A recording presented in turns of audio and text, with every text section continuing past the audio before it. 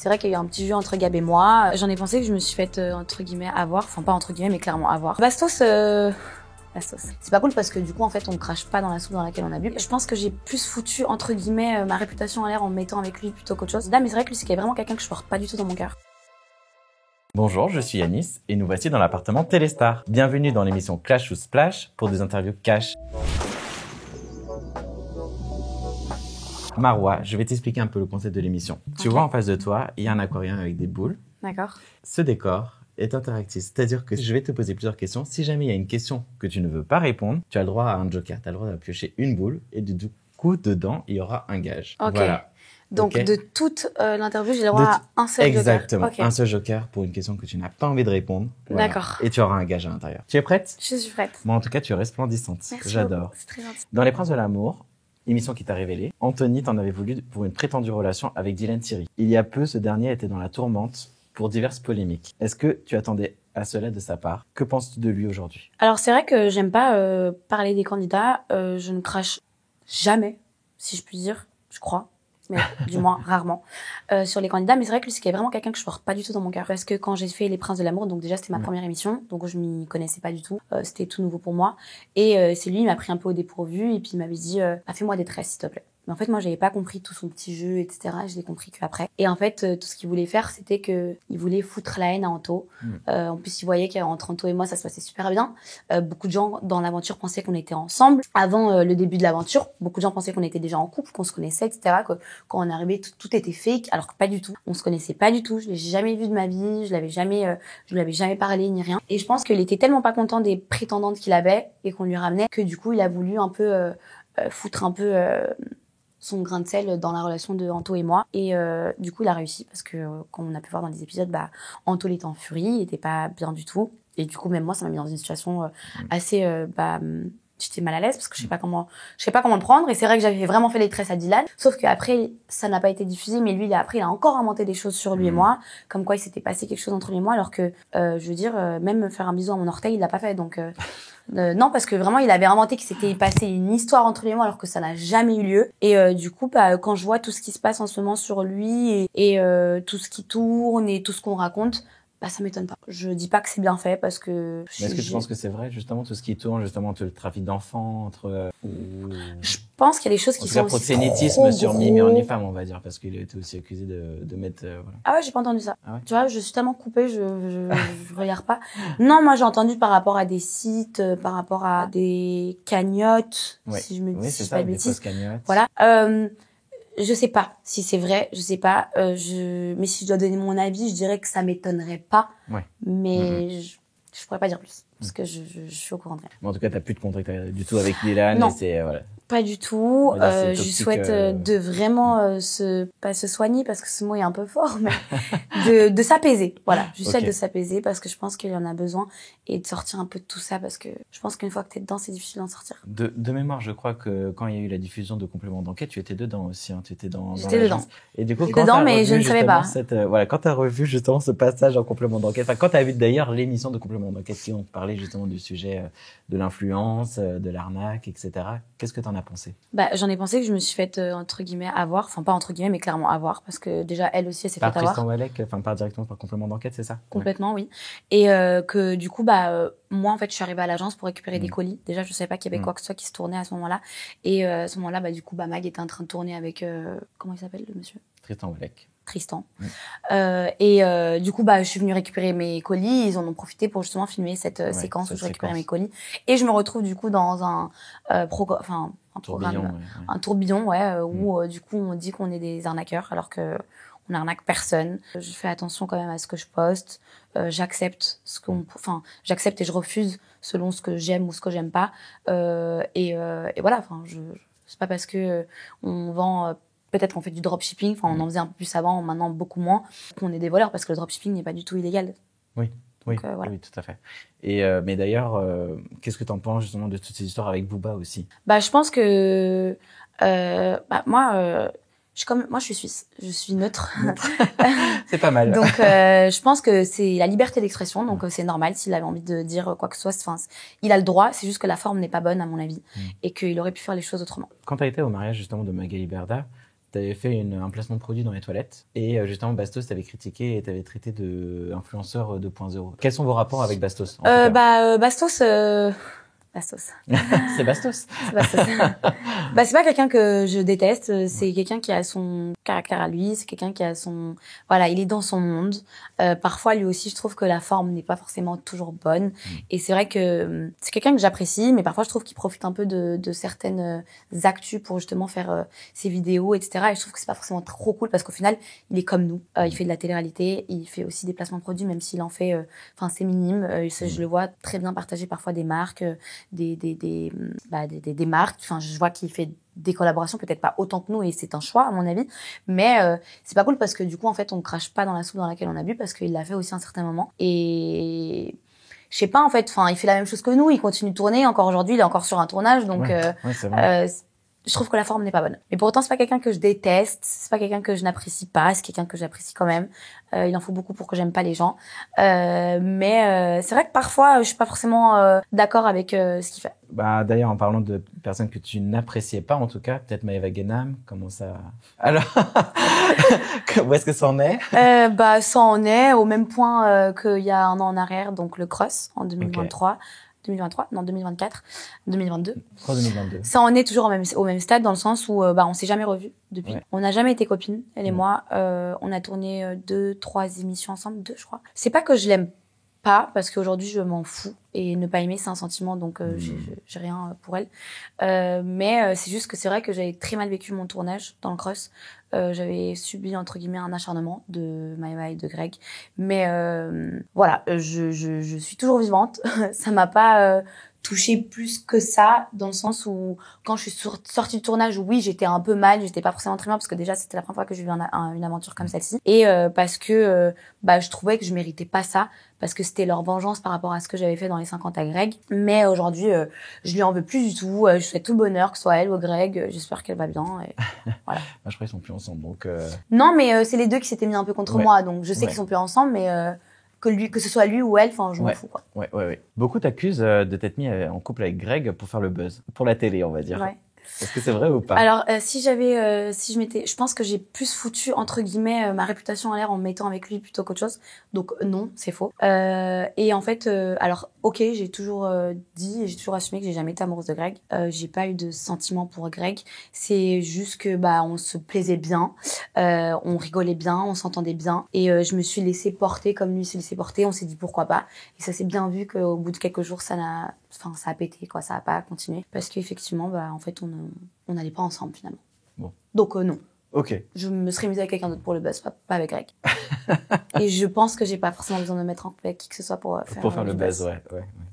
Et, mais d'ailleurs, est-ce que t'as vu, Maëva s'est fait retirer aussi des implants, etc.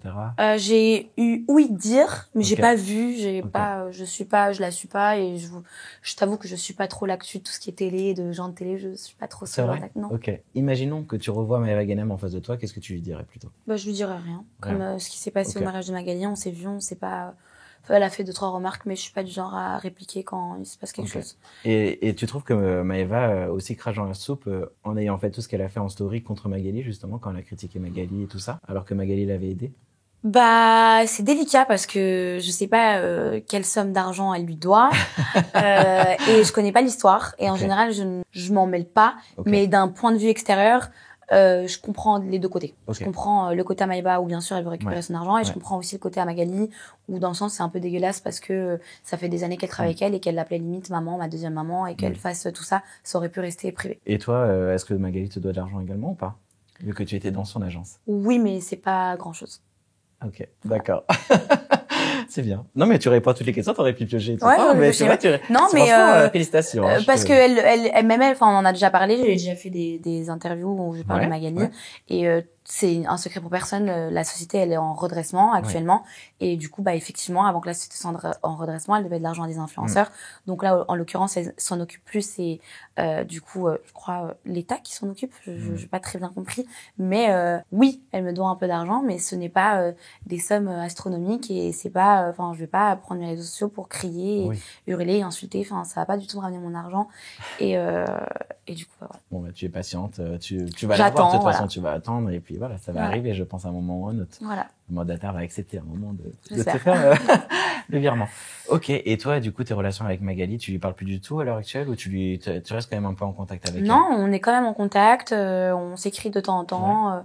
Vraiment, on n'est pas du tout en guerre. Je lui souhaite vraiment de se renouveler dans quelque chose de nouveau peut-être ou pas, mais de se relever comme elle peut et enfin on va pas mentir, Magali elle a quand même créé ce métier, c'est elle qui a été la première à avoir une agence d'influence et qui a fait bouger un peu les choses, donc on peut dire ce qu'on veut, même si elle a peut-être merdé si je puis dire dans un sens, bah faut pas oublier aussi ce qu'elle a fait pour tous ces influenceurs, parce que aujourd'hui si toutes ces personnes elles roulent entre guillemets sur l'or et qu'elles ont toutes ces maisons etc, c'est pas, je vais pas dire que grâce à Magali, mais elle en a fait partie. Et d'ailleurs, est-ce que tu pourrais nous donner peut-être une fourchette de combien tu gagnais quand tu étais à l'agence chez Magali? Je peux piocher? Oui, bien sûr. Hop. Vas-y, Lia, voix haute, hein. Tout le monde veut savoir. Oh my god. Montre-nous le DM de la personne la plus connue. Alors, je peux répondre à l'autre question? Est-ce que tu peux répondre à notre question? Non, mais je crois que, en fait, vraiment, et c'est pas pour mentir, je le jure, je lève ma main droite, je ne regarde rarement mes DM. C'est très rare que je regarde mes DM, c'est très rare, encore plus que je réponde, parce que je vais pas mentir, j'aime pas laisser de traces écrites. Oui. Donc je réponds pas. Mais si je dois réfléchir à quelqu'un qui m'a DM, parce qu'il faut savoir qu'ils sont très malins, parce que quand on répond pas, ils suppriment. Un footballeur? Je suis sûre, là, je sens qu'on creuse, là, ça arrive. Allez, sans nous un petit Mbappé, un petit Neymar, un petit... Non. Non, il y a pas de Neymar ou de Mbappé. Non, c'était un artiste, mais c'était pas lui qui m'avait DM directement, c'était un ami à lui. C'était quand j'étais ami à lui. Comme ça, au moins, ça laisse pas de traces. Voilà, et c'était Drake. Du coup. Voilà, ouais, pas mal. C'était une invitation à un événement quand j'étais à Miami. C'était il y a 3 ans, je crois. Incroyable. Et t'as répondu? J'ai répondu. Et t'y es allée? Et je suis allée à la soirée. C'était sympa. Il y avait du bon monde. Après, aux États-Unis, ça va très vite, hein. C'est un monde qui est complètement différent. Mais c'était très sympa. Il y avait du beau monde. J'y étais allée avec 2 copines à moi. Et puis voilà. Et alors, du coup, comment ça s'est terminé?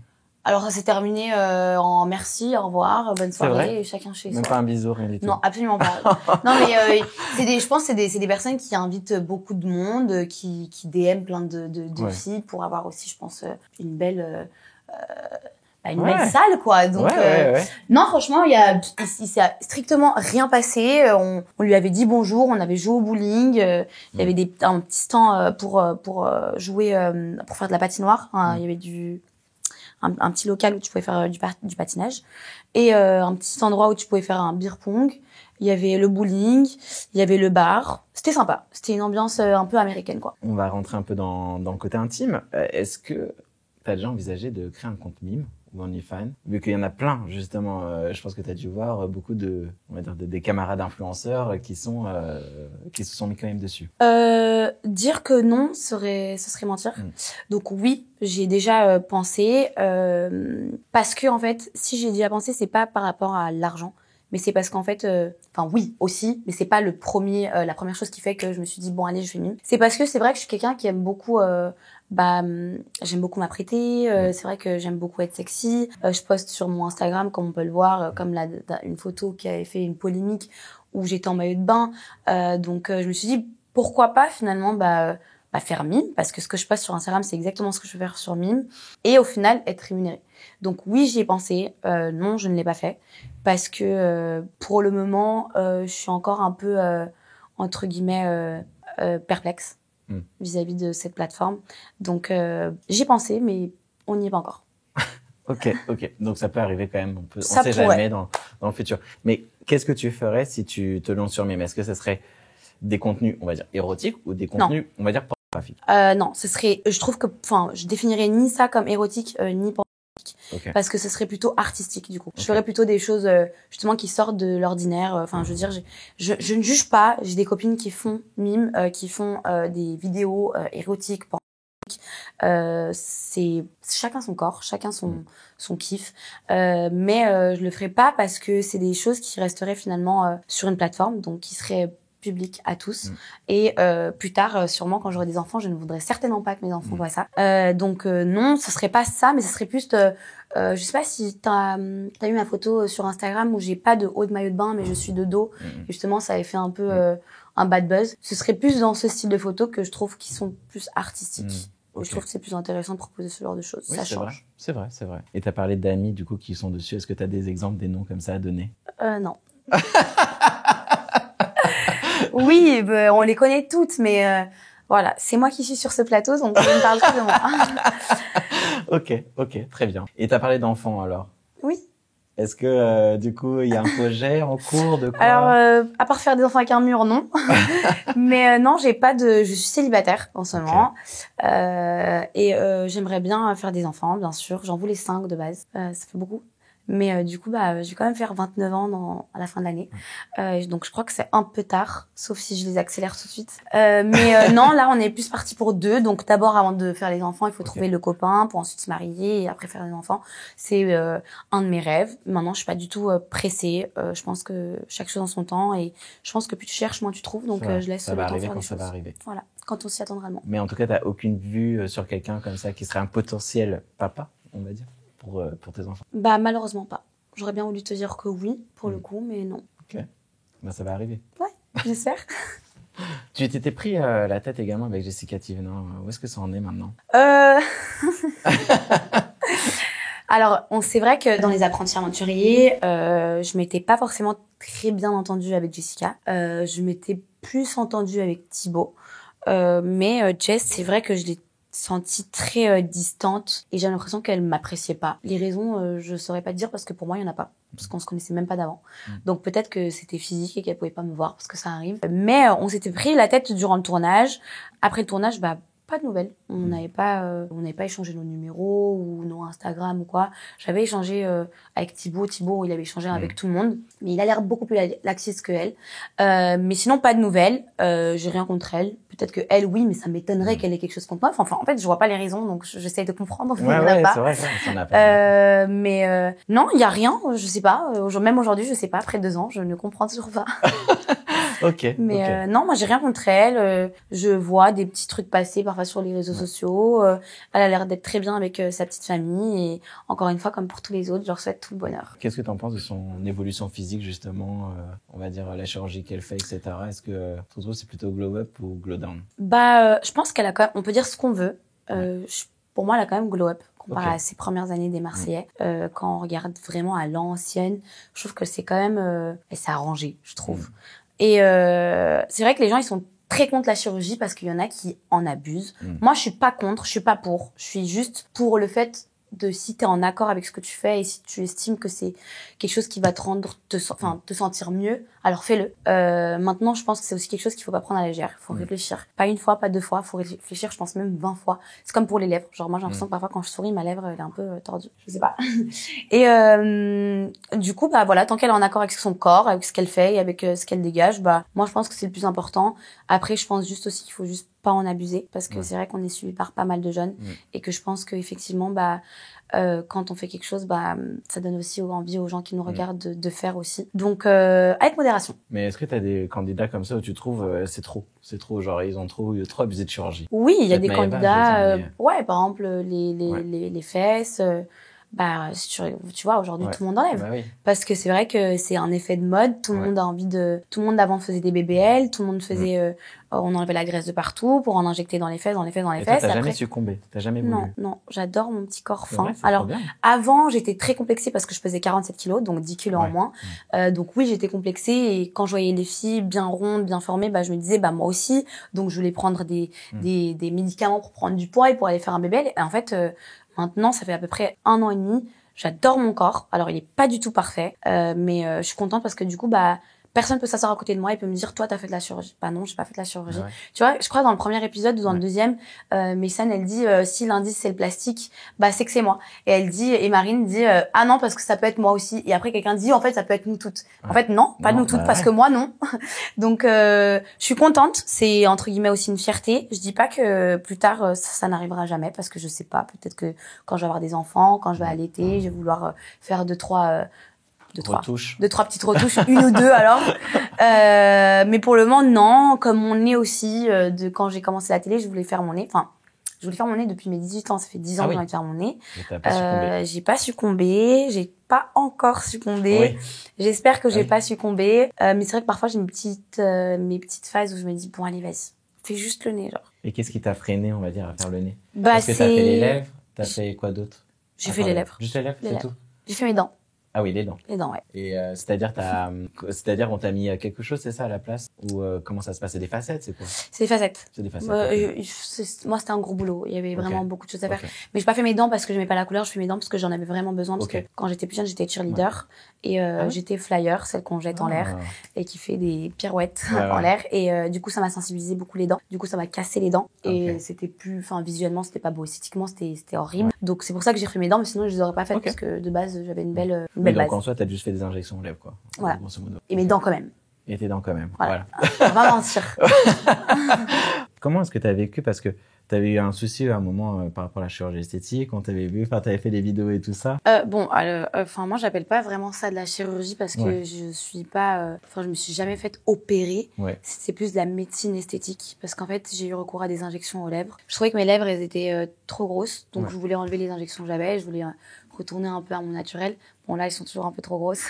Mais du coup, j'ai choisi de me faire injecter un produit qui justement vient dissoudre les injections, qui s'appelle les injections hyaluronidase. Et en fait, j'étais allergique à ce produit. Donc j'ai fait une réaction allergique à ce produit, et ce qui fait que ça a gonflé ma bouche, mes joues, ma gorge, et que j'ai fini à l'hôpital. Et ça a duré combien de temps, ça, ce moment où les vidéos que j'ai postées, parce que c'était aussi pour prévenir les gens, ça a duré 2 jours. Et après, ça a duré aussi encore 3 jours, le temps que ça dégonfle complètement. Et donc là, maintenant, tu peux plus rien faire vu que tu es allergique à ce produit-là. Tu peux pas enlever. Tu es trop grosse encore tes lèvres, mais du coup, tu peux pas les enlever maintenant. C'est ça. Non, et puis. Ou ça va se dissoudre naturellement. Ça se dissout naturellement, et apparemment avec la chaleur aussi, ça se dissout plus rapidement. Apparemment, j'ai entendu dire. Mais là encore, il y a quelques jours, je disais justement que j'aimerais bien enlever un petit peu. Mais du coup, effectivement, vu que je suis allergique, j'ai pas forcément trop d'alternatives à part attendre que ça se dissoute seul. Donc, faut réfléchir avant de faire des injections. Et pour terminer, pour conclure, du coup, qu'est-ce que tu dirais aux personnes, justement, pourquoi ils devraient regarder The Power? Je pense que les gens devraient regarder The Power parce que c'est une aventure qui est complètement différente. C'est une aventure qui n'est pas basée sur des histoires d'amour, c'est pas basé sur des embrouilles. Alors, bien sûr, on va avoir des embrouilles au fur et à mesure parce que c'est normal, parce qu'encore une fois, comme je disais avant, on ment, on fait des alliances, on trahit des alliances, on trahit des amis, on trahit nos ennemis, on fait plein de choses. Mais je pense que il faut regarder ce programme parce que pour moi, c'est le programme le plus humain que j'ai pu faire. Et il est tellement réel, et vous allez voir petit à petit que même avec la personne avec qui on dort, même les personnes avec qui on peut passer toute une aventure entière, et au final, je pense qu'on peut se faire confiance qu'à nous-mêmes. Donc, il faut regarder ce programme qui est juste génial. Là, c'est le début, les gens commencent à se poser des questions, commencent à apprécier, mais la suite, elle est vraiment juste ouf. Et quand on dit tous en ITV qu'on va tous devenir fous, c'est vraiment, vraiment réel. Ça a été un de mes programmes préférés avec les apprentis aventuriers que j'ai fait aussi il y a 2 ans. Mais ce programme, c'était un programme qui était complètement différent des autres programmes que j'ai pu faire, et j'ai adoré le faire. J'ai tout aimé en fait, que ce soit le concept, les candidats, la production, vraiment tout m'a plu. D'ailleurs, en parlant de candidats, est-ce que ça n'a pas posé problème justement par rapport à Carla Moreau? Moi, je ne crois que ce que je vois, et au final, je la connais pas, donc j'avais pas de jugement à porter sur elle. Donc, ça me concerne pas, donc je vois pas pourquoi j'aurais dû ou pu lui faire la guerre, parce que moi, elle m'a rien fait. Donc, mais il n'y a pas eu d'autres candidats qui étaient gênés justement par sa présence, ou est-ce que tu sais pas? Non, il n'y a pas de candidats qui ont été gênés par sa présence. Elle connaissait d'autres personnes avec qui elle a eu des conflits, mais ça n'a pas dérangé. Ce qu'on voit sur l'écran dans les premiers épisodes, c'est vraiment ce qui s'est passé en fait. Il n'y a pas eu de grosses embrouilles, ou ça n'a pas dérangé tant de personnes tant que ça durant le programme. J'allais dire, est-ce qu'il y a des candidats avec qui tu t'entends pas très bien justement à l'intérieur de The Power? Parce qu'il y a le grand frère ou... Non, et puis bon, je ne spoilerai pas de toute façon le programme, mais non, on est dans un jeu, on est dans un jeu de stratégie où on doit faire des alliances, on doit mentir, où on doit se faire passer pour quelqu'un qu'on n'est pas. Donc bien sûr que au fur et à mesure dans les épisodes, vous allez voir que il y a des choses qui vont se passer parce que c'est pas tout beau tout rose, c'est normal. Il y a il y a une personne qui a le pouvoir, il y a une personne qui est cible, donc ça crée des problèmes, ça crée des alliances, ça crée des stratégies, ça crée des mensonges, etc. Mais on est tous vivants après ce programme, donc tout se passe bien pour tout le monde. Voilà, et du coup, dans The Power, avec qui tu t'es allié, du coup? Bon, dès le début, de toute façon, on peut voir dans les premiers épisodes que moi, mon allié numéro 1, c'est Nicolo.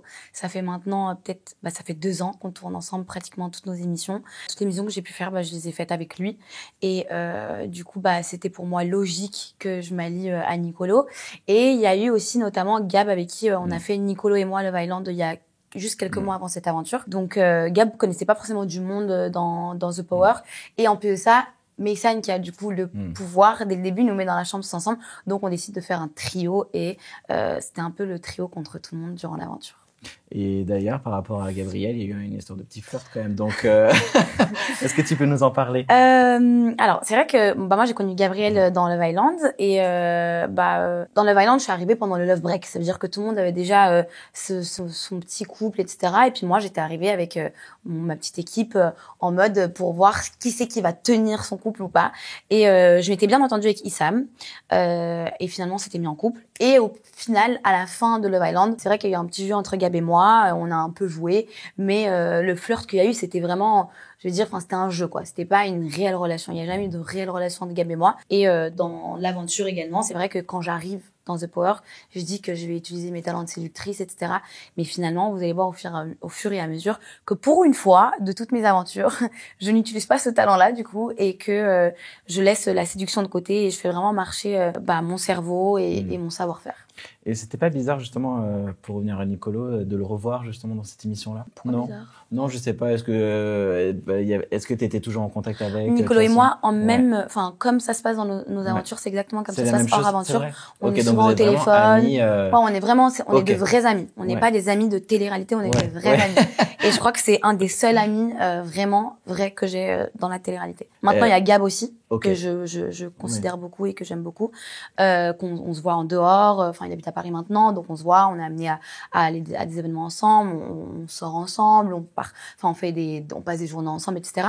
Mais c'est vrai qu'il n'y en a pas beaucoup. Mais Gab et Nicolo, c'est vraiment des vrais potes à moi, quoi. Merci beaucoup, en tout cas, Marois. Au plaisir. Je suis ravi, en tout cas, d'avoir accueilli ici. Merci à toi. Merci à vous, en tout cas, d'avoir regardé justement l'émission Clash ou Splash. Je vous invite à vous abonner et à liker. N'hésitez pas à nous dire également peut-être dans les prochaines vidéos qui c'est que vous voulez voir et également des gages. Merci. Bisous. Au revoir. Merci. Bon, voilà. Merci beaucoup.